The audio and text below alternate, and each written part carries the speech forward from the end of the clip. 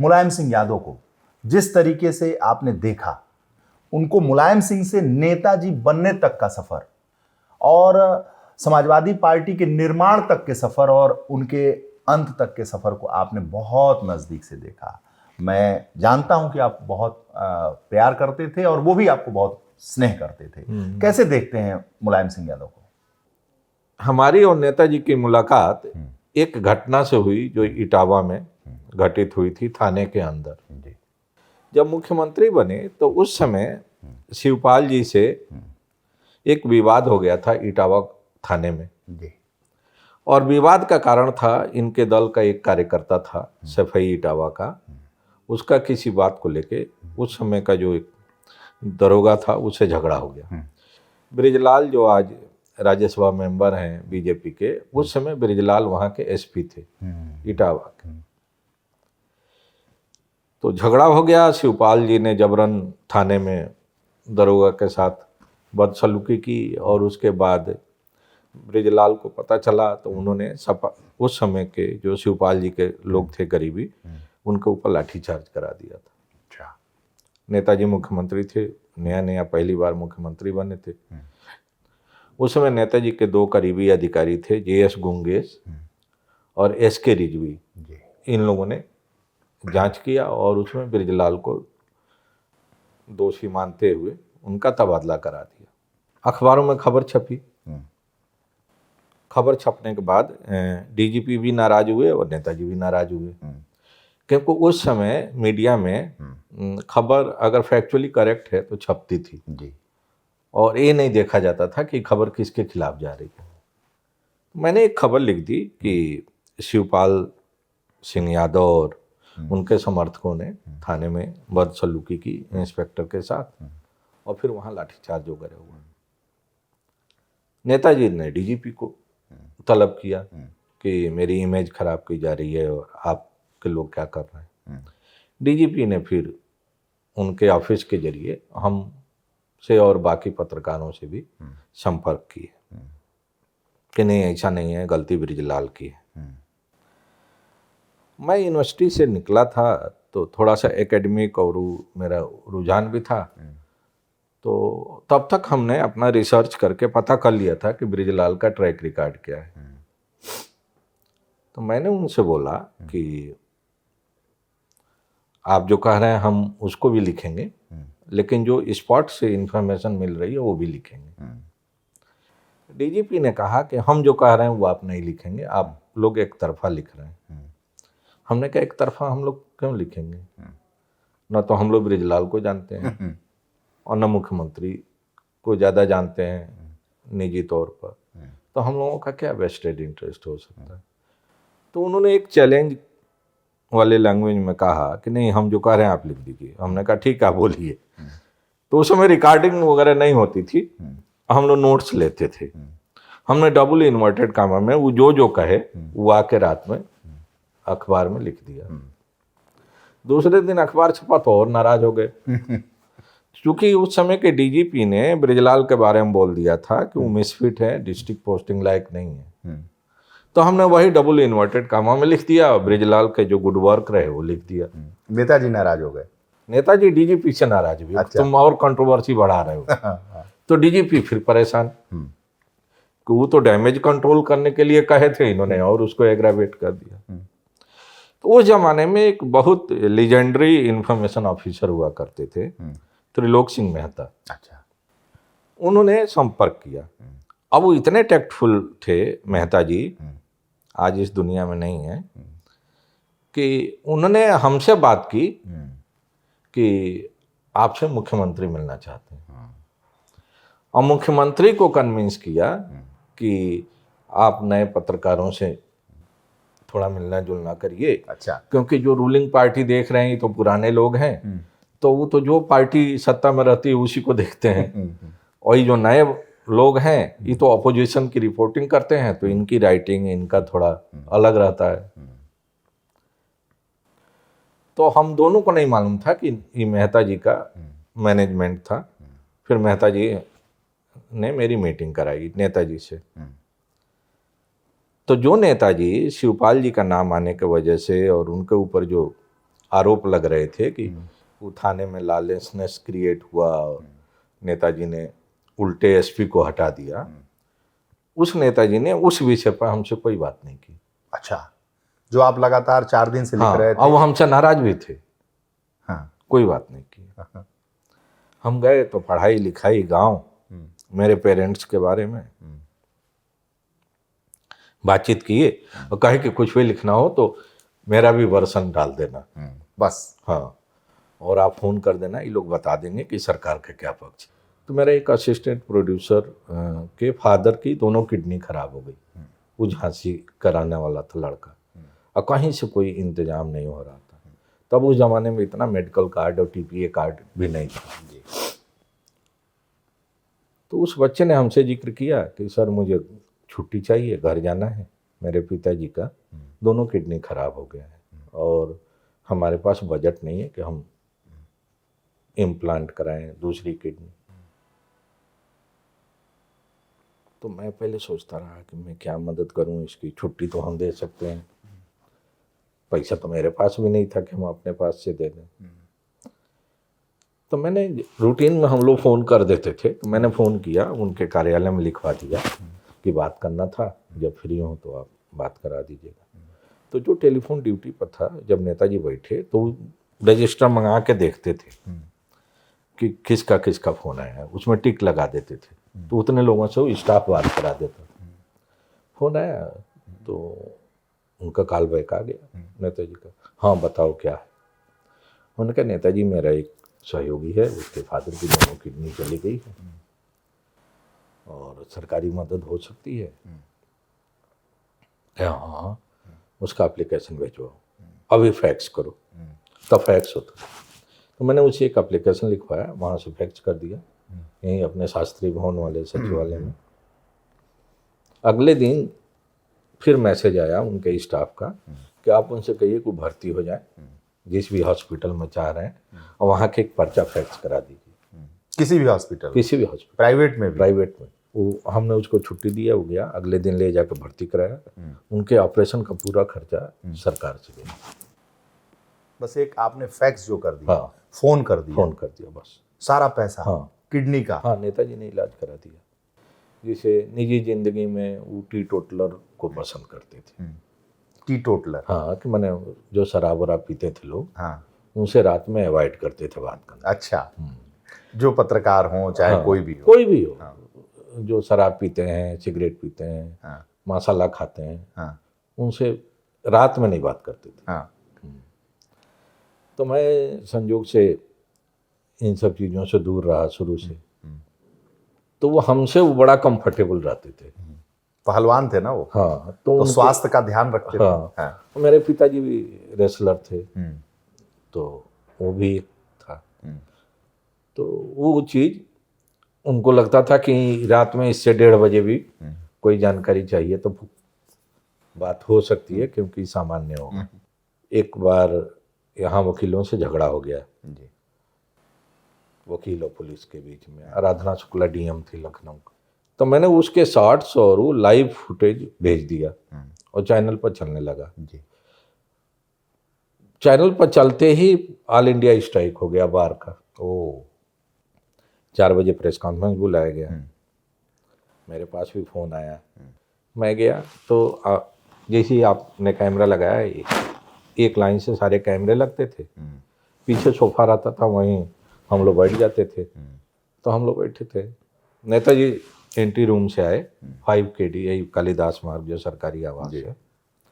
Camera देखते ही कहे कहाँ है, उन्होंने गलत रिपोर्टिंग की है, ऑल इंडिया स्ट्राइक करा दिया, सरकार की छवि खराब हो रही है। आपको खोज रहे थे? हाँ, मेरा नाम लेके सारे पत्रकारों से बोल रहा है। तो बाकी लोग बड़े खुश हुए कि हमसे खबर छूट गई थी और ये खबर इसने कर ली। बाकी लोग चले गए थे विनय कटियार का इंटरव्यू करने। हम रास्ते में थे, तब तक मेरे सामने ही झगड़ा शुरू हो गया परिवर्तन चौक पर, तो हम वो फुटेज भेज दी। तो जब नेताजी को ये एहसास हुआ कि नहीं, इससे वासेंद्र का नुकसान हो जाएगा और ये सब लोग रिकॉर्ड कर रहे हैं मेरी बात, तब तक मेरे ऊपर उनकी नज़र पड़ गई। तो आज कह रहे हैं नहीं नहीं मैं ही मजाक कर रहा था। तो जो मैंने थोड़ा प्रतिद्वंदी थे जो सोचे कि तो आज अच्छा मौका मिल गया, आज काम लगा इनका। हाँ ये आज अब रात तक निकाल दिए जाएंगे। अमर सिंह भी खुश कि अब तो एक नहीं 20 कैमरे में रिकॉर्ड हो गया कि गलत खबर चली है, और जबकि खबर सही थी। उसके बाद वो हंस के वो पूरी बाइट ही डाइल्यूट हो गई, तो मजाक कर रहा था। मजाक कर रहे थे।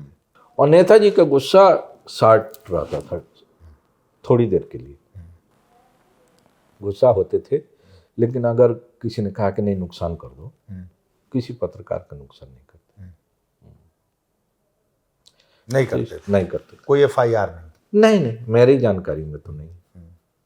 विनय कटियार जी भारतीय जनता पार्टी के प्रदेश अध्यक्ष थे जी। और एक तो बीजेपी विपक्ष में थी तो उसकी जिम्मेदारी थी कि सरकार की आलोचना करना, और पार्टी के प्रदेश अध्यक्ष के नाते भी जिम्मेदारी थी कि उनको आलोचना करना ही था जी। मुख्यमंत्री और सरकार की। उनको जो Z+ सिक्योरिटी मिली थी उस समय उन सिक्योरिटी के लिए गाड़ियां इस राज्य संपत्ति विभाग से मिलती थी। अब एक दिन ऐसी घटना हुई कि विनय कटियार जी की सिक्योरिटी पीछे रह जाती थी और वो जिस गाड़ी में रहते थे वो आगे निकल जाती थी, क्योंकि गाड़ियों की कंडीशन खराब थी। तो वो चाहते थे कि राज्य संपत्ति विभाग उनकी सिक्योरिटी में गाड़ियां नहीं लगा दे। अब उनकी मजबूरी थी कि मुख्यमंत्री से मिलने जा नहीं सकते थे, इशू बन जाता मुलायम सिंह जी से, हाँ कि डील कर रहे हैं कोई, और बाहर रोज बयान देते हैं, और दूसरी तरफ गाड़ी भी बदलवाना था। तो विनय कटियार जी ने किसी के जरिए ये मैसेज मुख्यमंत्री जी को पहुंचाया, मुलायम सिंह जी। हाँ कि मेरी गाड़ियां खराब हैं और सिक्योरिटी पीछे छूट जाती है। उन्होंने ये नहीं देखा कि वो बीजेपी के प्रदेश अध्यक्ष हैं और रोज मेरे खिलाफ बोलते हैं। जिस दिन विनय कटियार ने उनको ये मैसेज दिया, विदिन 24 आवर विनय कटियार की सिक्योरिटी की गाड़ियां चेंज हो गई, बदल दी गई, पूरी बदल दी गई। हाँ अच्छा, अब तो अलग ही है पूरा। और ये पूरे देश में यही कल्चर हो गया है, खाली यूपी में नहीं। कुछ और यादें सर नेताजी जो आपके पर्सनल आपका टच हो? एक बार नेताजी सरकार से हट गए थे जी, और इनका केरल का दौरा था जी। तो उस दौरे में मैं भी था इनके साथ, 4-5 दिन का टूर था। तो हम लोग करते ही थे कि सुबह से रैली शुरू होती थी और सनसेट के बाद बंद हो जाती थी। और ये तब भी कोशिश कर रहे थे कि जो साउथ इंडिया में बैकवर्ड क्लासेस के लोग हैं, पिछड़ी जात के, उनको लामबंद किया जाए। तो उस समय ऑल इंडिया यादव महासभा भी बहुत सक्रिय थी, लेकिन नेताजी ऑल इंडिया यादव महासभा के मंच से कभी भाषण नहीं देते थे। अच्छा, यादव सभा के नहीं, जाति रैली में भाषण नहीं देते थे। वो पिछड़ा वर्ग सम्मेलन के नाम से कार्यक्रम आयोजित होता था, उसमें जाते थे। तो स्ट्रेटेजिकली होता ही था कि 2 दिन का होता था कोई भी कन्वेंशन।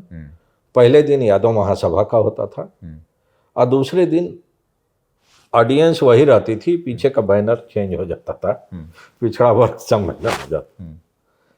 तो हम लोग केरल के दौरे पर थे और तब इतना मोबाइल तो था नहीं।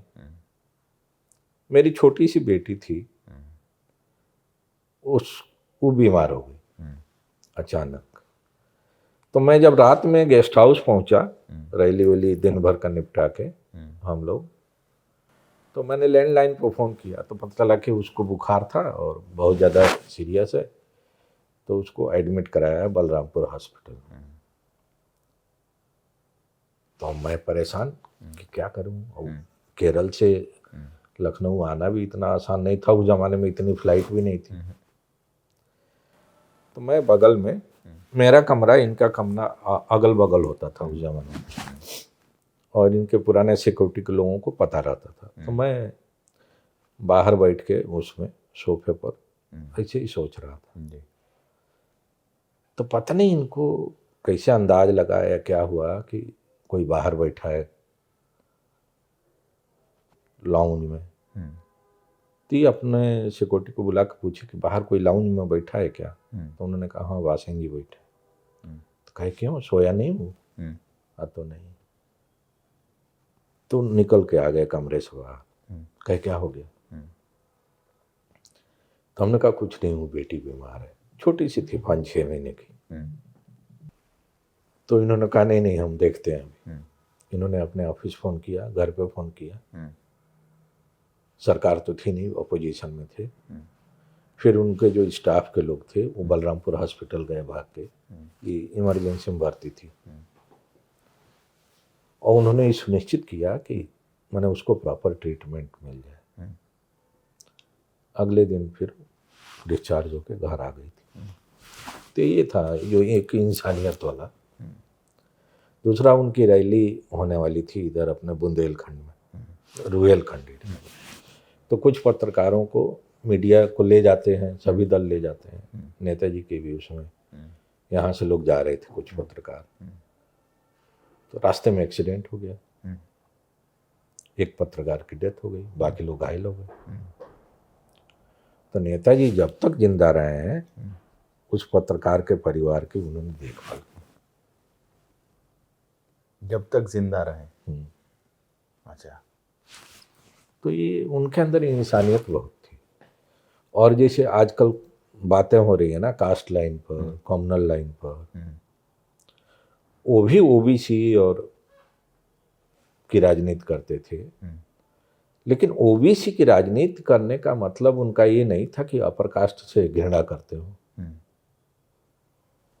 अपर कास्ट का भी काम होगा, ओबीसी का भी होगा। आप देख लीजिए उनके जो कोर टीम थी उसमें ज़्यादातर अपर कास्ट के लोग थे। ज्ञानेश्वर जी, एक बृजभूषण तिवारी थे जी, मोहन सिंह जी थे, वो बिहार के कपिल देव सिंह जी, ये सब अपर कास्ट के लोग थे। तो नेताजी ने कभी ये नहीं किया कि ये हमारे ओबीसी के नहीं है तो मैं इनके साथ अलग व्यवहार करूं। हाँ, जो नीडी है उसके मदद वो करते थे, लेकिन किसी दूसरे बिरादरी की कीमत पर नहीं करते थे, जो मैंने देखा उनको इतना क्लोजली। और जिस पर भरोसा करते थे उस पर तो करते थे। राजनीति में सामान्य तौर पर लोग भरोसा नहीं करते हैं, लेकिन जिस पर भरोसा नहीं था उसको भी विक्टिमाइज नहीं किया उन्होंने कभी भी। और आप उनका ग्रेटनेस देखिए कि जो जो लोग उनकी बुराई करके कांग्रेस और दूसरे दलों में गए थे, जब उन लोगों को वहाँ उनकी राज्यसभा जा रही थी और वहाँ से रिन्यूअल की गुंजाइश नहीं थी, तो फिर नेताजी ने उनको राज्यसभा दिया। अमर सिंह को भी, बेनी वर्मा को भी